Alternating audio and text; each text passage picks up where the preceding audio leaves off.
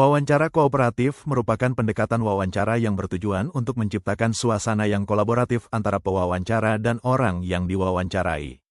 Pendekatan ini menekankan pada membangun kepercayaan, menunjukkan empati, dan mendorong partisipasi aktif dari orang yang diwawancarai.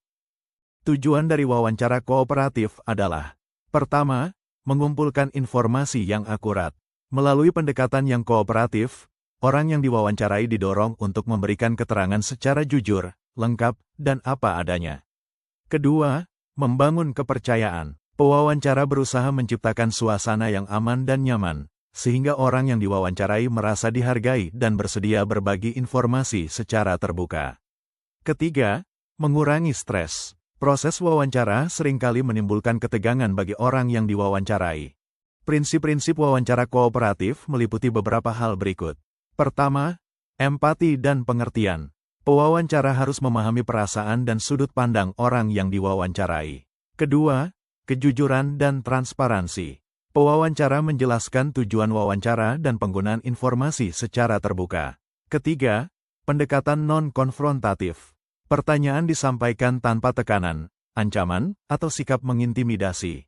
Keempat, komunikasi dua arah. Wawancara dilakukan melalui dialog yang aktif antara pewawancara dan narasumber. Kelima, pemberian dukungan. Pewawancara menjaga kenyamanan orang yang diwawancarai, termasuk memberikan waktu istirahat jika diperlukan.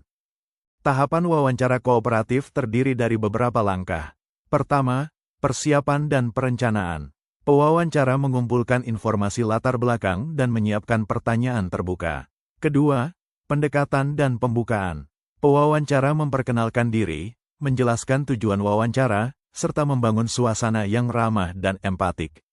Ketiga, mengumpulkan informasi. Pewawancara mengajukan pertanyaan terbuka, mendengarkan secara aktif, dan melakukan klarifikasi jika diperlukan. Keempat, klarifikasi dan penegasan. Pewawancara memastikan kembali informasi yang disampaikan tanpa bersikap konfrontatif. Kelima, penutupan. Wawancara diakhiri dengan merangkum informasi utama, memberi kesempatan tambahan bagi narasumber, dan mengucapkan terima kasih atas partisipasinya.